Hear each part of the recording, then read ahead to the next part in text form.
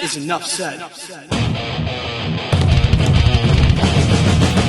Happy Taco Tuesday, Heat Nation. Yo, boy Ernest here. Back with another Miami Heat Talk video. Guys, please don't forget to show some support. Like, share, and subscribe as we push to 6,000 subscribers. Now together, let's go on another Miami Heat Talk adventure. Before I get to today's game and the topic of the video, you guys, I want to go back to highlighting the comments from the previous videos. I like to give a little spotlight.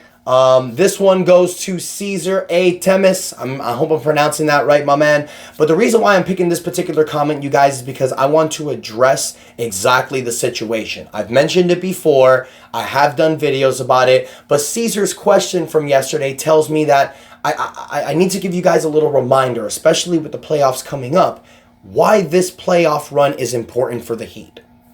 Now, Caesar's question is, Ernest, if we make the playoffs, do we get 2 first-round draft picks? The answer, Caesar, is no.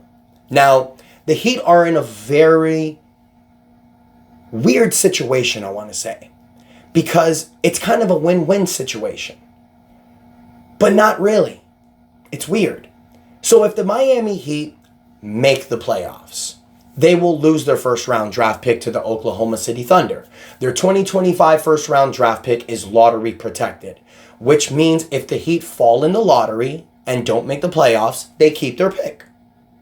So by making the playoffs, they will not keep their first-round draft pick. However, it's a good thing for the Heat to make the playoffs because, yeah, they'll lose their 2025 draft pick. They still have Golden State's 2025 draft pick. Golden State's fighting to get out of the play-in in the West, so they're not going to fall in the bottom 10. So their pick will go to the Heat this year. But by the Heat making the playoffs, their 2 future first-round draft picks for 2026 and 2028, those protections get lifted, and the Heat will keep their picks. So if the Miami Heat do not make the playoffs, Caesar and everyone else, if they don't make the playoffs, yes, they keep their 2025 draft pick.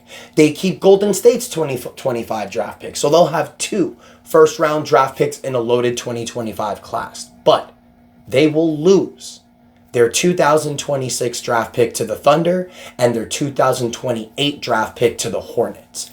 Unprotected. Which means no matter how the Miami Heat does those seasons, their draft pick goes to those teams. So by not making the playoffs, you lose 2 first-round draft picks. That blows. So that's why I feel the Heat should make the playoffs.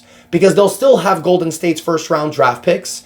Those 2 protections will get lifted on the future picks. Now, you can start making trades. You have more assets, more firepower for potential stars when they become available. So I hope that helps you guys, and I hope that explains why I feel it's important for the Heat to make the playoffs. Now on to last night's game, because the Miami Heat do business against the Philadelphia 76ers. The Heat win 117-105 off the backs of Kel'el Ware, Tyler Herro, and Duncan Robinson. Kel'el Ware, player of the game, 19 points, 17 rebounds, 8 for 16 for the field, a plus 11 out there. You get 20 points, 5 rebounds from Tyler Herro, 8 for 14 for the field, so not the best shooting game, but good enough. You get 21 points from Duncan Robinson off the bench, 5 for 6 from the field. Another couple players to highlight, you guys. I mean, everyone was on their game. Alec Burks, 11 points in 15 minutes. Pallel Larson showing that he's giving you quality role-playing minutes. 12 points, 3 rebounds, starting at the small forward position. But Kyle Anderson just continues to show how valuable he is, you guys. I said a couple weeks ago how I think Jaime Jaquez should have more minutes than him. I was wrong. I'll admit that. Kyle Anderson in 25 minutes gives you 8 points, 8 rebounds, 6 assists. You get 12 points, 9 assists from Davion Mitchell as your 6th man off the bench. 15 minutes from Jaime Jaquez, 5 points. Doesn't really do much. But this Heat team is looking good, you guys. With the 6 straight wins, even the 2 losses against Milwaukee and Memphis, you saw that this team is scratching, fighting, and clawing. They win this game without Bam Adebayo and Andrew Wiggins, but they're showing that collectively together, they're getting better. This youth movement, this team is looking better.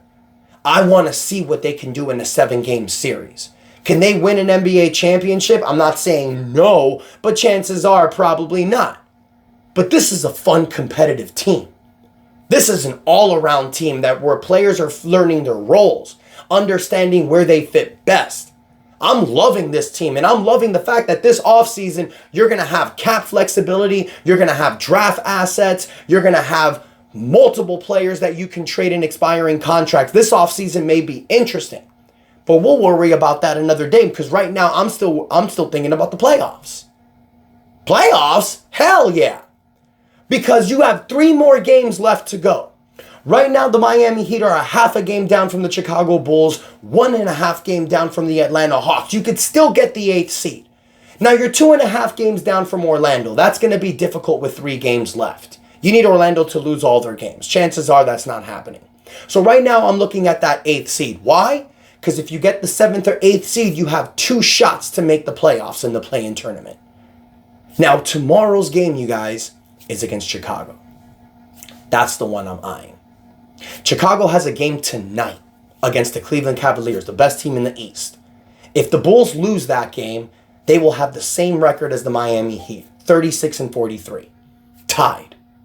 And tomorrow's game, the Heat and the Bulls will play each other. I mean, I feel like the NBA is like pro wrestling sometimes, you guys. You can't make these stories up. Like, this is insane.